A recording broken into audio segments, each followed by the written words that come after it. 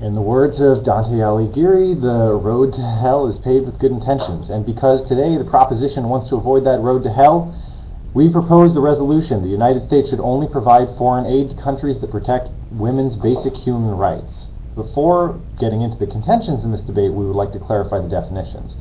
First, the United States refers to the U.S. government. Foreign aid refers to the aid that is provided by the U.S. government, including humanitarian, economic, and military aid.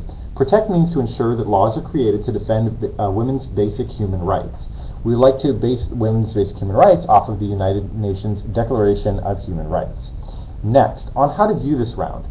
This is not an issue of policy. This is not saying that the United States should go out and do this to specific country X, Y, or Z. Instead, this is a matter of principle, saying that in general, the United States should only provide foreign aid to countries that protect women's basic human rights in just a general sense. So this goes for lots of different countries, and therefore we can treat it as a principle debate or a value debate, something that's going to be centered on morality and just general logic about why the United States should go for a certain strategy.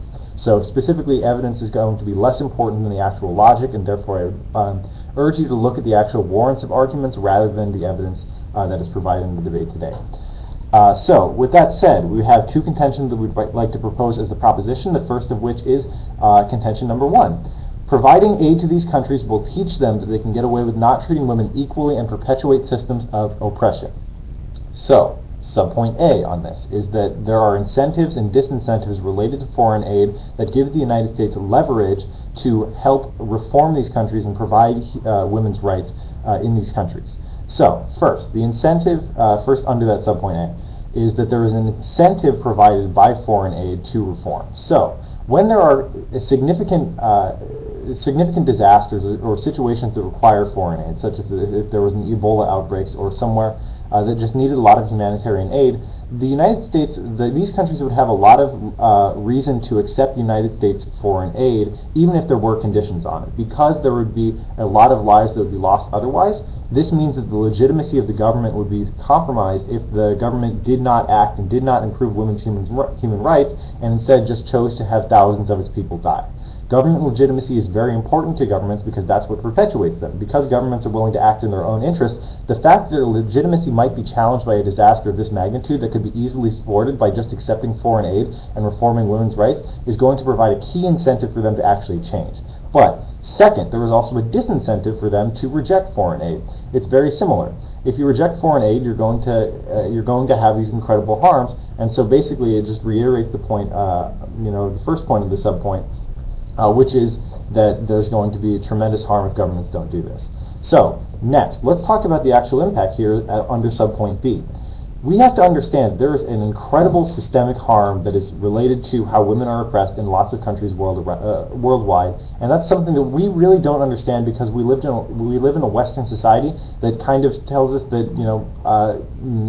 we just never have to experience anything like this that is so oppressive to these women.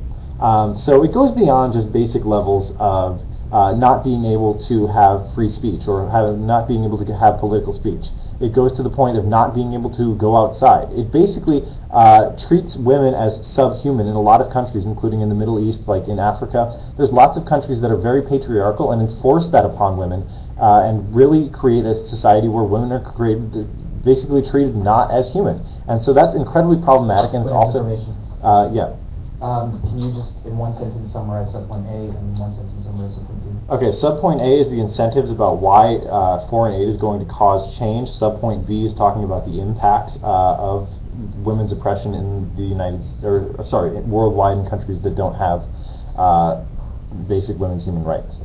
So, just a final note on the impacts that are there. There's also just lots of systemic violence against women. There's lots of justification for rape, including in India and Saudi Arabia.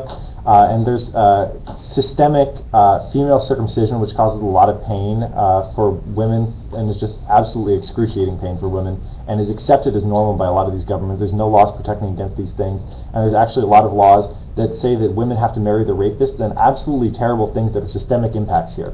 The problem with this being systemic impacts is that it's something that goes on and on and on, and is going to continue for as long as these countries exist.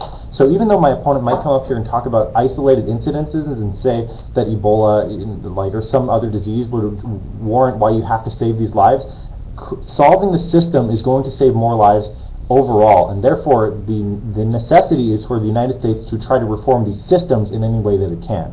And therefore, for these reasons, I strongly propose the resolution. Thank you.